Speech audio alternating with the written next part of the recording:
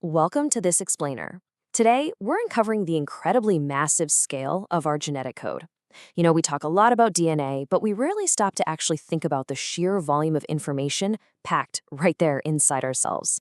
Or, for that matter, the absolutely wild technologies scientists are using to decode what is basically the greatest instruction manual ever written. But before we dive into the really heavy science, I want you to just think about a simple question. Do humans have the most DNA?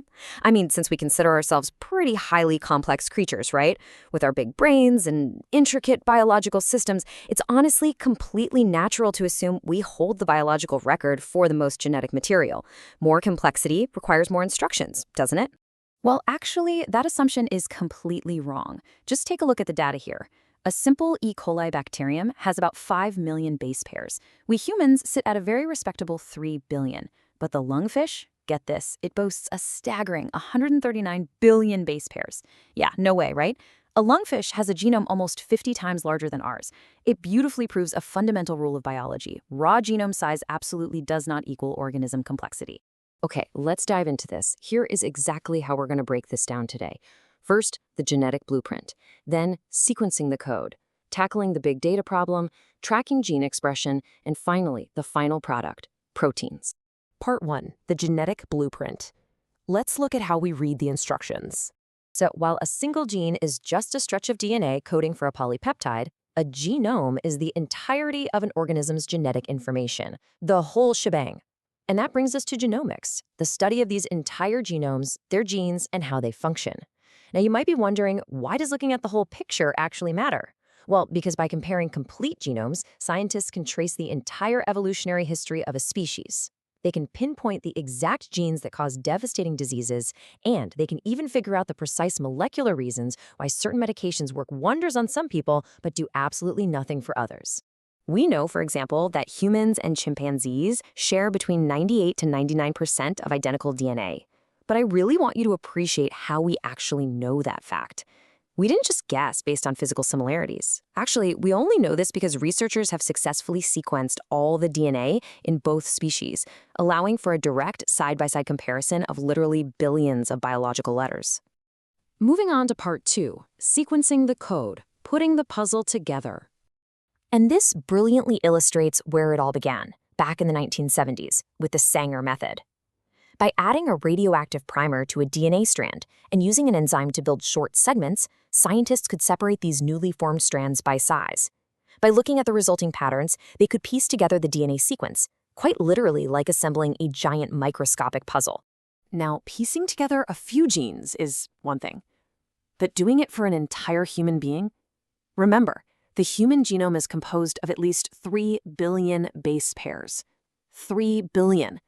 And scientists estimate we only have between 20,000 and 25,000 protein-coding genes.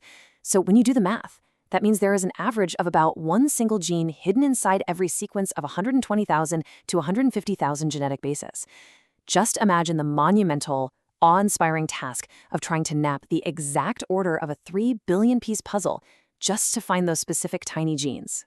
That unbelievable challenge was the catalyst for the Human Genome Project. Starting in 1990, this international scientific effort had two massive goals: map and sequence all the DNA base pairs of the human chromosomes and identify all the genes hidden within them. And in 2003, they accomplished exactly that. It was a true watershed moment in human history.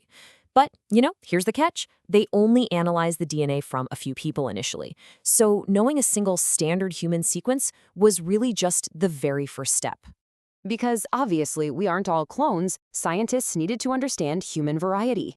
Today, researchers use data from the HapMap project. The goal here is to identify and study an estimated 10 million single base differences that occur naturally across human populations. And these 10 million variations are exactly what dictate your unique traits, your distinct physical features, and even your personal health risks. By understanding what makes us biologically unique at this super granular level, scientists are hoping to customize disease treatments based on your specific genetic makeup. Part 3. The big data problem. Organizing the billions. Let's be real, you can't exactly keep 3 billion letters of code in a filing cabinet. You need a brilliant technological solution for that.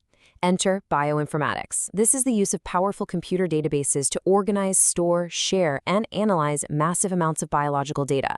I like to think of it as the ultimate biological search engine. Without bioinformatics, comparing billion base pair genomes that might differ by just a tiny, tiny fraction of a percent would literally be impossible.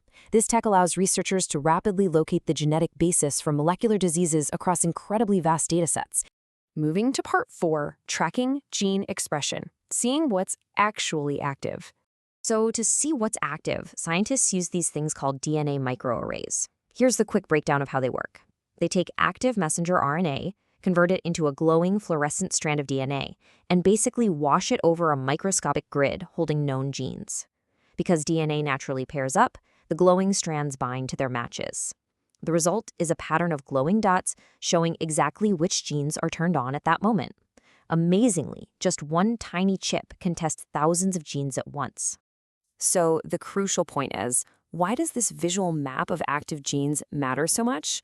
Well, by using DNA microarrays, researchers can take a healthy cell and a cancer cell and compare them right side by side. By spotting the differences in which dots are glowing, they can see exactly which genes are malfunctioning in the toxic cell. This isn't just cool science. This is the direct pathway to developing highly targeted, life-saving cancer therapies that go after those specific faulty genes. And finally, part 5, the final product, proteins. Now, this changes our focus entirely. We've talked a lot about genomics, the study of the genes and the sequence of the DNA. But now we have proteomics, the study, comparison, and interaction of all the proteins that actually result from that genome. Think of it this way. If genomics is studying the architectural blueprint of a house, proteomics is studying the physical bricks, the mortar, and how the entire house actually holds together in a storm. And here is the reality check. Identifying and studying proteins is vastly more difficult than studying genes. Why? Simply because biology is highly dynamic. Think about it for a second. A single gene doesn't just make one protein. Depending on how its mRNA is edited, it can code for multiple different polypeptides. Not to mention, your body expresses entirely different proteins in your brain tissue compared to your muscle tissue. You also can't just study a protein in isolation. To truly understand what they do, their functions have to be observed dynamically within complex, living biological systems. It's a staggering level of complexity, for sure. But mapping these genetic building blocks and the proteins they create is completely transforming human health.